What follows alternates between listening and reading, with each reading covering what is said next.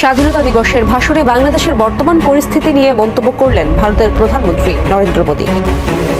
बांग्लादेश में जो कुछ भी हुआ है उसको लेकर पड़ोसी देश के नाते चिंता होना मैं इसको समझ सकता हूं। বাংলাদেশের বর্তমান পরিস্থিতি ও হিন্দুদের নিরাপত্তা নিয়ে মন্তব্য করেছেন ভারতের প্রধানমন্ত্রী নরেন্দ্র মোদী। আওয়ামী লীগ চোরের মতো ডাকাতের মতো প্রত্যেকটি আসনে ভোট না করে ভোট চুরি করে ৩০০টি আসনেই তাদের সদস্য বা প্রার্থী দিয়েছে। সজীব ওয়াজেদ জয় আমেরিকায় বসে তিনি ভারতকে ৩ মাস সময় দিচ্ছেন বাংলাদেশে একটি সুষ্ঠু নির্বাচন দেওয়ার জন্য। সবচেয়ে বড় কথা হচ্ছে সজীব ওয়াজেদ জয় মনে ভুলে গিয়েছেন যে বাংলাদেশ একটি গণতান্ত্রিক দেশ, যেই দেশে নির্বাচন কবে হবে, নির্বাচনে কারা ভোট দিবে, নির্বাচনে কারা সরকার প্রতিষ্ঠা করবে, এটি নির্ভর করে দেশের জনগণের উপরে। ভারতকে হুমকি দিলেন ডক্টর মোহাম্মদ ইউনূস।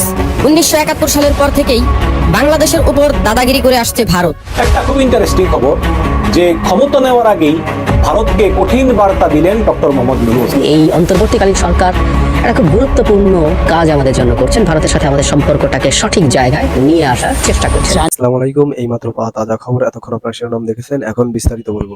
15ই আগস্ট ভারতের স্বাধীনতা দিবস। এই স্বাধীনতা দিবসে ভারতের প্রধানমন্ত্রী নরেন্দ্র দামোদর মোদী, কসাই মোদী, তিনি বক্তব্য দিয়েছেন। তিনি আলোচনা করেছেন বাংলাদেশকে নিয়ে, বাংলাদেশের রাজনীতি নিয়ে এবং বাংলাদেশের যে বর্তমান পরিস্থিতি সেই পরিস্থিতি নিয়ে এই মোদী, ভারতের প্রধানমন্ত্রী, তিনি বক্তব্য দিয়েছেন। তো ভারতের প্রধানমন্ত্রী নরেন্দ্র মোদী তিনি কি বক্তব্য দিয়েছেন বাংলাদেশ সম্পর্কে, বাংলাদেশের বর্তমান অবস্থা নিয়ে, এই বক্তব্য আপনাদের শোনাবো, আপনারা শুনলে বুঝতে পারবেন। পাশাপাশি এই বিষয়ে বাংলাদেশের আলোচক, বিশ্লেষক এবং সাংবাদিকরা কথা বলেছেন, বক্তব্য দিয়েছেন, সেই বক্তব্য আপনাদের শোনাবো, আপনারা শুনলে বুঝতে পারবেন। তো এই দুইটি ভিডিও আপনাদের দেখাবো, বেশি কথা বাড়াবো না। আপনাদের কাছে অনুরোধ, চ্যানেলটি সাবস্ক্রাইব করে ভিডিওটিতে একটি লাইক দিয়ে সম্পূর্ণ ভিডিও আগে ধৈর্য সহকারে দেখে আসে। ওয়াজেদ জয় আমেরিকায় বসে তিনি ভারতকে ৩ মাস সময় দিচ্ছেন বাংলাদেশে একটি সুষ্ঠু নির্বাচন দেওয়ার জন্য। সবচেয়ে বড় কথা হচ্ছে সজীব ওয়াজেদ জয় মনে ভুলে গিয়েছেন যে বাংলাদেশ একটি গণতান্ত্রিক দেশ, যেই দেশে নির্বাচন কবে হবে, নির্বাচনে কারা ভোট দিবে, নির্বাচনে কারা সরকার প্রতিষ্ঠা করবে, এটি নির্ভর করে দেশের জনগণের উপরে। তারা তাদের 16 বছরে এটি কখনো করেননি দেখে তারা মনে করছেন এখনো মনে হয় সেটি হয়েছে, কিন্তু সেই যুগ আসলে এদেশের ছাত্র জনতা পরিবর্তন করে ফেলেছে। এই দেশে কবে নির্বাচন হবে, জনগণের দ্বারা নির্বাচিত হয়ে কে সরকার গঠন করবে, এটি এই দেশের জনগণই নির্ধারণ করবে। এখন আমাদের দেশ গড়ার পালা। এই দেশ গড়ার জন্য আসলে আমাদের সকলের সহযোগিতা লাগবে। আমরা যত দ্রুত এই অস্থিতিশীল পরিবেশটি থেকে বেরিয়ে একটি স্থিতিশীল পরিবেশের দিকে যাব, আমাদের দেশের অর্থনৈতিক অবস্থা আসলে তেমন একটা ভালো নেই।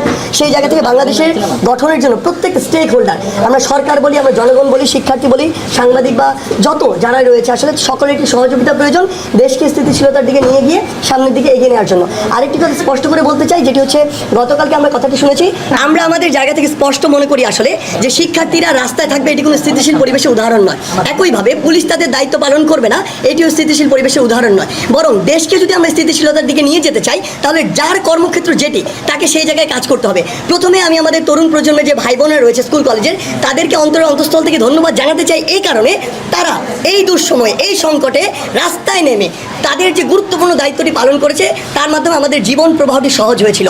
কিন্তু এখন সময় এসেছে তাদেরকে আবার পড়ার টেবিলে ফিরে যেতে হবে, শিক্ষা প্রতিষ্ঠানে ফিরে যেতে হবে। এবং এখন সময় এসেছে যখন আইন শৃঙ্খলা রক্ষাকারী বাহিনীর যে ভাই বোনেরা রয়েছে, তাদেরকে আবার তাদের কর্মক্ষেত্রে ফিরে আসার পথটি করে দিতে হবে এবং ফিরে আসলে তাদেরকে স্বাগত জানাতে হবে। কারণ দিন শেষে আমরা যখন আমাদের সকলের কর্মক্ষেত্রে যেতে পারবো, তখনই দেশটি স্থিতিশীলতার দিকে এগিয়ে যাবে। তাই আমার জায়গা থেকে বিশেষভাবে তাদেরকে অনুরোধ করছি রবিবার থেকে তাদের কাছে ফিরে যাওয়ার জন্য, এবং সেখানে যদি আইন শৃঙ্খলা রক্ষাকারী বাহিনীর ভাই বোনেরা আসে, তাদেরকে স্বাগত জানিয়ে তাদের দায়িত্বটি বুঝিয়ে দেওয়ার জন্য। বাংলাদেশের বর্তমান পরিস্থিতি ও হিন্দুদের নিরাপত্তা নিয়ে মন্তব্য করেছেন ভারতের প্রধানমন্ত্রী নরেন্দ্র মোদী। দেশটির স্বাধীনতা দিবস উপলক্ষে আয়োজিত অনুষ্ঠানে মোদী বলেছেন 140 কোটি ভারতীয় বাংলাদেশে হিন্দুদের নিরাপত্তা নিয়ে চিন্তিত। বৃহস্পতিবার দিল্লির লাল কেল্লায় দেওয়া ভাষণে মোদী বলেছেন বাংলাদেশে হিন্দুদের নিরাপত্তা নিয়ে 140 কোটি ভারতীয় চিন্তিত। ভারত সবসময় বাংলাদেশের অগ্রগতির শুভাকাঙ্ক্ষী। আমরা আশা করছি বাংলাদেশে দ্রুত পরিস্থিতি স্বাভাবিক হবে। ভারতীয়রা চায় হিন্দু ও সংখ্যালঘুদের নিরাপত্তা নিশ্চিত করা হোক। ছাত্র জনতার গণ অভ্যুত্থানে প্রধানমন্ত্রীর পদ থেকে পদত্যাগ করে শেখ হাসিনা ভারতে চলে যাওয়ার পর এই ইস্যুতে এটি মোদীর প্রথম বক্তব্য। এর আগে নিজেদের নিরাপত্তা সংশ্লিষ্ট কর্মকর্তা, রাজনৈতিক দল ও অন্যান্য পক্ষের সঙ্গে বাংলাদেশের চলমান পরিস্থিতি নিয়ে দফায় দফায় বৈঠক করলেও মুখ খোলেননি মোদি। গত 5 আগস্ট ছাত্র জনতার ব্যাপক গণবিক্ষোভের মুখে প্রধানমন্ত্রীর পদ থেকে পদত্যাগ করে ভারতে পালিয়েছেন শেখ হাসিনা। সরকার পতনের পর উদ্ভূত পরিস্থিতিতে দেশের বিভিন্ন জায়গায় বিরোধী রাজনৈতিক এবং হিন্দু ধর্মাবলম্বীদের বসতবাড়িতে হামলা এবং লুটপাটের ঘটনা ঘটেছে। যদিও অনেকের দাবি কেবল আওয়ামী লীগের রাজনীতির সঙ্গে সংশ্লিষ্টতার কারণেই এসব ঘটনা ঘটেছে, এর পেছনে ধর্মীয় কারণ নেই। ভারতের শাসক দল বিজেপি হিন্দু মননে প্রলেপ দিতে বাংলাদেশ পরিস্থিতি ঘোলাটে করছে বলেও অভিযোগ রয়েছে। এর আগে অন্তর্বর্তীকালীন সরকারের প্রধান হিসেবে শপথ গ্রহণের পর নোবেল বিজয়ী অর্থনীতিবিদ ডক্টর মোহাম্মদ ইউনুসকে পাঠানো শুভকামনা জানানোর বার্তায়ও মোদি সংখ্যালঘুদের নিরাপত্তার বিষয়টি মনে করিয়ে দিয়েছিলেন। চলমান অবস্থায় বিএনপি জামাতের শীর্ষ নেতৃত্ব সব ধরনের সহিংসতা থেকে নেতাকর্মীদের সতর্ক করে আসছে। আইন শৃঙ্খলা পরিস্থিতিরও উন্নতি হয়েছে। বর্তমানে শেখ হাসিনা ভারতে অবস্থান করছেন। শেখ হাসিনার সঙ্গে তার ছোট বোন শেখ রেহানাও আছেন। সেখানে কিছুদিন নিভৃতে কাটানোর পর স্থানীয় সংবাদ মাধ্যমে বিবৃতি পাঠান। এছাড়া তার ছেলে সজীব ওয়াজেদ জয় তার ফেসবুক আইডিতে মায়ের বিবৃতি পোস্ট করেছেন। বিষয়টি দুই নিকট প্রতিবেশী দেশের বন্ধুত্বপূর্ণ সম্পর্কের অন্তরায় মনে করছে বাংলাদেশ সরকার। অন্তর্বর্তীকালীন সরকারের এই বার্তা বুধবার ঢাকায় নিযুক্ত ভারতের হাই কমিশনারকে জানানো হয়েছে। পররাষ্ট্র উপদেষ্টা মোহাম্মদ তৌহিদ হোসেন সাংবাদিকদের বিষয়টি নিশ্চিত করেছেন। এদিকে বাংলাদেশের সংবিধান অনুযায়ী 90 দিনের মধ্যে জাতীয় সংসদ নির্বাচন আয়োজনের বিষয়টি ভারত নিশ্চিত করবে বলে আশা করছেন জয়। এ নিয়ে ছাত্র জনতা সমালোচনা মুখর। অনেকে ক্ষোভ প্রকাশ করে ফেসবুকে পোস্ট দিচ্ছেন। কোটা আন্দোলনে সহিংসতায় প্রায় 500 মানুষ নিহত হয়। এরই মধ্যে বৈষম্য বিরোধী ছাত্র আন্দোলন চলাকালে গত 15 জুলাই থেকে 5 আগস্ট পর্যন্ত সংঘটিত হত্যা, গণহত্যা, নির্যাতনের অভিযোগে শেখ হাসিনার বিরুদ্ধে মামলা হয়েছে। এমনকি মানবতা বিরোধী অপরাধের অভিযোগে আন্তর্জাতিক অপরাধ ট্রাইব্যুনালে তিনি সহ 10 জনের বিরুদ্ধে তদন্ত শুরু হয়েছে। আওয়ামী লীগ ক্ষমতা থেকে যাওয়ার পর, সাথে শেখ হাসিনা ভারতে পালিয়ে যাওয়ার পর, মানে উনি পালিয়ে গেছেন ভারতে, এই কথাটা প্রয়োজন না থাকলেও মাঝে মাঝে বলতে ইচ্ছা করে, নিজের শুনতে নিজের কানেই ভালো লাগে। যাই হোক, যাওয়ার পর বেশ কয়েকটা জায়গায় আমাদের খুব সিগনিফিক্যান্ট কতগুলো পরিবর্তন দেখা যাচ্ছে। এর মধ্যে একটা হচ্ছে ভারতের সাথে আমরা কিভাবে ইন্টারাক্ট করছি। আমি মনে করি এই অন্তর্বর্তীকালীন সরকার একটা খুব গুরুত্বপূর্ণ কাজ আমাদের জন্য করছেন। ভারতের সাথে আমাদের সম্পর্কটাকে সঠিক জায়গায় নিয়ে আসার চেষ্টা করছেন। এটা নিয়ে কথা বলবো। তার আগে ভারতের সাথে রিলেট করা যাবে, সেটা হলো একটা স্বৈরাচারী সরকার যখন ক্ষমতায় থাকে সে তখন জনগণের ম্যান্ডেটকে আর পাত্তা দেয় না, তোয়াক্কা করে না। তো আপনার মানুষের ভোট যদি না লাগে, আপনার ম্যান্ডেট যদি না লাগে, তখন আপনি মানুষকে আর পাত্তা দেন না। আমার বিবেচনায় এটা খুব ভয়ঙ্কর ব্যাপার ছিল যে আওয়ামী লীগের সামনে আমরা ঠিক মানুষ ছিলাম না। আওয়ামী লীগের লোকজন বেশিরভাগ ক্ষেত্রে, আমরা যারা সাধারণ মানুষ, আওয়ামী লীগের লোকজন অসাধারণ মানুষ, আমরা সাধারণ মানুষ, আমাদেরকে এমন একটা দৃষ্টিতে তাকাতো যে আমরা ঠিক খুবই করুণার পাত্র, আমরা মানুষ না, আমরা সাব হিউম্যান, আমরা রীতিমতো কীট পতঙ্গ, নর্দমার, এরকম একটা লুক ছিল। আমাদের যে লিস্ট একটা নাগরিক হিসাবে মর্যাদা, সেই মর্যাদাটা আমরা ফিল করতাম না।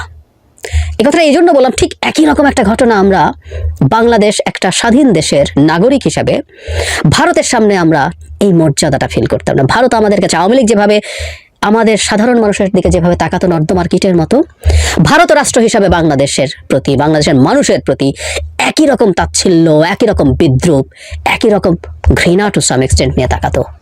পাত্তা দেয় না। আমরা কে ভারতকে নিয়ে কথা বলবো? আমার মনে আছে এই ভিডিওর কমেন্টেও ভারতীয়রা অনেকে কমেন্ট করবেন, somehow it connected to some people of India. Fine, আমার মন্তব্য নিয়ে গালিগালাজ নিয়ে কোনো আপত্তি নাই, আমি বহু সময় এই কথা বলেছি, আগেও বলেছি। তো তাদের অনেকের অ্যাটিটিউড এরকম যে মানে আমরা ভারত নিয়ে কথা বলি, ভারতের সাথে সম্পর্ক নিয়ে কথা বলি, একই ধরনের তাচ্ছিল্য। এই ঘটনার পরও ভারত যেভাবে রিয়্যাক্ট করেছে শেখ হাসিনার পতন এবং ভারতে পালিয়ে যাওয়া নিয়ে, সেখানে আমরা দেখব তারপরও তারা আমাদের এই যে অর্জন, দীর্ঘ নিপীড়ন, নির্যাতনের পর, নিষ্পেষণের পর যে অর্জন আমরা করেছি অকল্পনীয় রকম ত্যাগের বিনিময়ে, এখন পর্যন্ত মৃতের সংখ্যা সরকার পতনের পর যদি হিসেব করি সব মিলে 700, সবকিছু, এটা হলো লিস্ট সংখ্যা। এই সব কিছু ঘটেছে আসলে ওই ভদ্রমহিলার অন্যায়ভাবে ক্ষমতা ধরে রাখার জন্য। এই ত্যাগের পরও এই যে আমরা একটা গৌরব অর্জন করেছি জাতি হিসেবে, এটাকেও ভারত কোনোভাবেই রেকগনাইজ করে না। কিন্তু বর্তমান সরকারকে আমরা দেখছি বেশ কিছু ক্ষেত্রে ভারতের সাথে চোখে চোখ রেখে জাতি হিসেবে আমাদের মর্যাদাবোধ জাগ্রত করছেন এবং ভারতকে বোঝাচ্ছেন, তোমরা যেমন একটা স্বাধীন সার্বভৌম জাতি রাষ্ট্র, আমরাও একটা স্বাধীন সার্বভৌম রাষ্ট্র।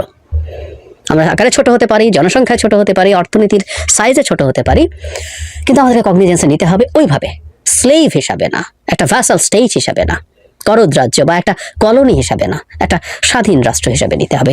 দুটো ঘটনা আমাকে বহুদিন পর সেই আনন্দ দিয়েছে। একটা হচ্ছে ভারতের হাই কমিশনার আমাদের পররাষ্ট্র উপদেষ্টার সাথে বসেছেন, সেখানে তিনি বেশ কিছু কথাবার্তা বলেছেন। আমার মনে হয় আমাদের একটু শোনা দরকার, আমাদের অনেকের চোখে পড়েছেও।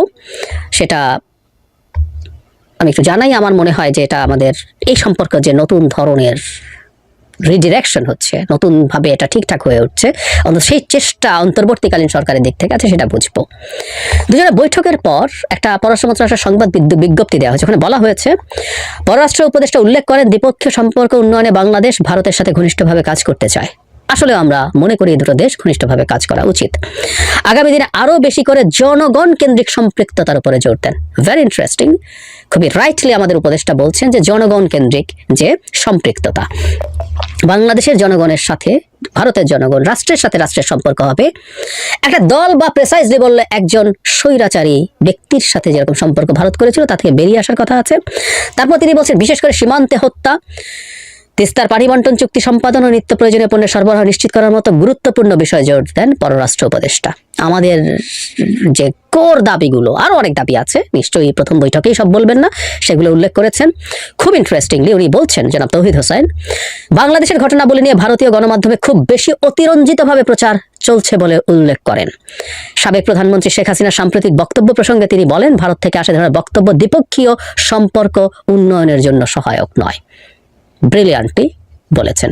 প্রথমটা দেখুন, বাংলাদেশে এই ঘটনা যখন ঘটলো তখন থেকে ভারতের বিশেষ করে বিজেপি পেট্রোনাইজ, বিজেপির একেবারে মুখপাত্র ধরনের কতগুলো চ্যানেল মানে অকল্পনীয় মিথ্যাচার, অকল্পনীয় রকম অতিরঞ্জিতভাবে, অকল্পনীয় রকম নাটকীয় ঢঙে প্রচার করেছে। বিশেষ করে Republic TV, Republic Bangla, ANI, এই চ্যানেলগুলো। হত্যা মামলায় সাবেক সেনা কর্মকর্তা জিয়াউল গ্রেপ্তার।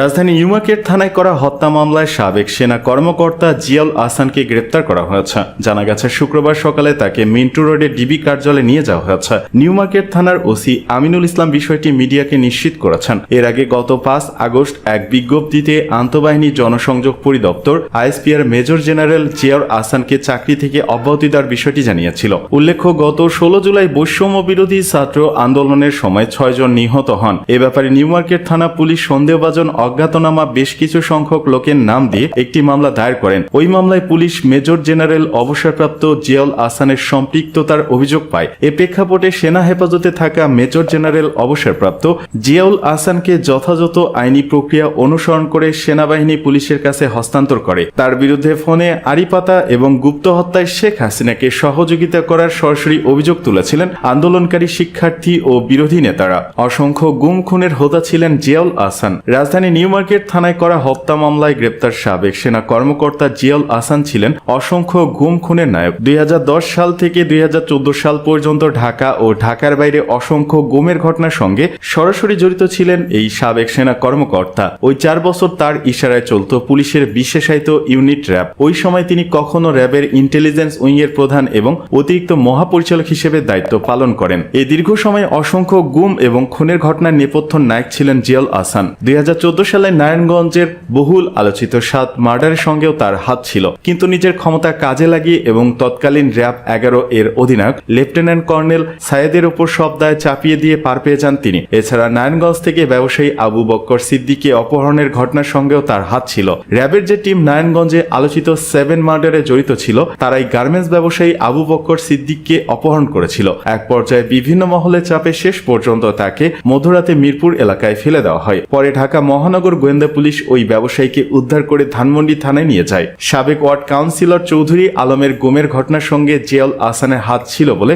সে সময় সাংবাদিকদের কাছে খবর আসে। চৌধুরী আলম মারা গেছেন নাকি বেঁচে আছেন তা এখন পর্যন্ত খোলাসা হয়নি। এমনকি বিএনপি নেতা ইলিয়াস আলী গুমের ঘটনার সঙ্গে জিয়াউল আহসানের হাত ছিল বলে অভিযোগ রয়েছে। এছাড়া এনটিএমসির প্রধান হওয়ার পর জিয়াউল আহসান বিএনপি জামায়াতের শীর্ষস্থানীয় নেতাদের ফোনে আড়ি পাততেন, সেই অনুযায়ী ব্যবস্থা নিতেন। এনটিএমসিতে লফুল ইন্টারসেপশন যন্ত্রপাতি কেনাকাটাতে ব্যাপক অনিয়ম দুর্নীতির অভিযোগ রয়েছে জিয়াউল আহসানের বিরুদ্ধে। বাংলাদেশের সহিংসতায় 1000-এর বেশি মানুষ মারা গেছে, জানালেন শাখাত হোসেন। ছাত্র নেতৃত্বাধীন বিক্ষোভ চলাকালে সারা বাংলাদেশে এবং বিশেষ করে ঢাকায় যে প্রাণঘাতী সংঘর্ষ হয়েছিল তাতে 1000-এর বেশি মানুষ মারা গেছে। ডক্টর মোহাম্মদ ইউনূসের নেতৃত্বাধীন অন্তর্বর্তীকালীন সরকারের স্বরাষ্ট্র বিষয়ক উপদেষ্টা ব্রিগেডিয়ার জেনারেল অবসরপ্রাপ্ত এম শাখাত হোসেন নর্থ ইস্ট নিউজকে তথ্য জানিয়েছেন। 8 আগস্ট দায়িত্ব নেবার পর থেকে শাখাত হোসেন ইতিমধ্যেই সহিংসতার বিষয়ে নিবিড় তদন্ত শুরু করেছেন। ফোনে 45 মিনিটের একটি সাক্ষাৎকারে 76 বছর বয়সী হোসেন নর্থ ইস্ট নিউজকে বলেন, ঢাকার কিছু জায়গায় এবং অন্যান্য জেলায় জনতার উপর যাদের বেশিরভাগই ছাত্র এবং যুবক ছিল, তৎকালীন শেখ হাসিনার পুলিশ বাহিনী গুলি চালায় অথবা প্রাণঘাতী অস্ত্র দিয়ে হামলা করে। ঊর্ধ্বতন পুলিশ কর্মকর্তারা 15 আগস্ট নর্থ ইস্ট নিউজের সাথে কথা বলেছেন। তারা জানিয়েছেন, বাংলাদেশের স্বরাষ্ট্র মন্ত্রণালয় আওয়ামী লীগের কেন্দ্রীয় এবং জেলা পর্যায়ের নেতাদের উপর প্রথম মনোনিবেশ করেছে, যারা ভারত এবং অন্যান্য দেশে পালিয়ে গেছে বলে সন্দেহ করা হচ্ছে। শীর্ষ পুলিশ সূত্রে জানা গেছে, ইউনিসের অন্তর্বর্তীকালীন সরকার পর্যায়ক্রমে জেলা পর্যায়ের নেতাদের তো এতক্ষণ আপনারা ধৈর্য সহকারে পুরো ভিডিও দেখেছেন। তো নরেন্দ্র মোদী কি বলেছে বাংলাদেশকে নিয়ে, এবং বাংলাদেশের সাবেক প্রধানমন্ত্রী স্বৈরাচারী শেখ হাসিনা এখন ইন্ডিয়ায় আছে। তো ইন্ডিয়া থেকে কেন নরেন্দ্র মোদী তার এই 15 আগস্টকে কেন্দ্র করে বক্তব্য দিল, এবং 15 আগস্টে যে তাদের স্বাধীনতা দিবসে কেন বাংলাদেশ নিয়ে আলোচনা হলো, অর্থাৎ বাংলাদেশ নিয়ে তারা অনেক কিছু করতে চায়। বাংলাদেশকে তারা তাদের রাজ্য বা একটা মানে ভারতের কলোনি হিসেবে দেখতে চায়। এই জন্য তারা এই বাংলাদেশ নিয়ে কথা বলে। তাদের তো আসলে কোনো অধিকার নেই বাংলাদেশ নিয়ে কথা বলার বা নাক গলানোর, তারপরেও তারা এই বাংলাদেশ নিয়ে কথা বলে, নাক গলায়। আসলে বিহাইয়ার তো একটা সীমা থাকা উচিত, কিন্তু ভারতের এই নরেন্দ্র মোদী সরকারের মনে কোনো লজ্জা শরম কিছুই নেই। তো এই যে বক্তব্য দিয়েছে, মানে এই বক্তব্যের প্রতি উত্তরে বাংলাদেশের সরকার কি উত্তর দিবে, এটা আসলে দেখার বিষয়। এটা আপনারা উত্তর দিলে বুঝতে পারবেন। তো বেশি কথা বাড়াবো না। আপনারা তো সময় যে আলোচনাগুলো শুনেছেন, আলোচনা শুনে আপনাদের কাছে কেমন লেগেছে অবশ্যই কমেন্ট সেকশনে জানাবেন। তো এই ধরনের আলোচিত, সমালোচিত, ভাইরাল আপডেট এবং রাজনৈতিক বিশ্লেষণমূলক নিউজ এবং লাইভ নিউজ সবার আগে দেখতে আমাদের চ্যানেলটি সাবস্ক্রাইব করে আমাদের পাশে থাকবেন। আপনাদের সাথে দেখা হবে, কথা হবে অন্য কোনো গুরুত্বপূর্ণ টপিকস বা ভিডিও। সে পর্যন্ত সবাই সুস্থ থাকবেন, ভালো থাকবেন। আল্লাহ হাফেজ।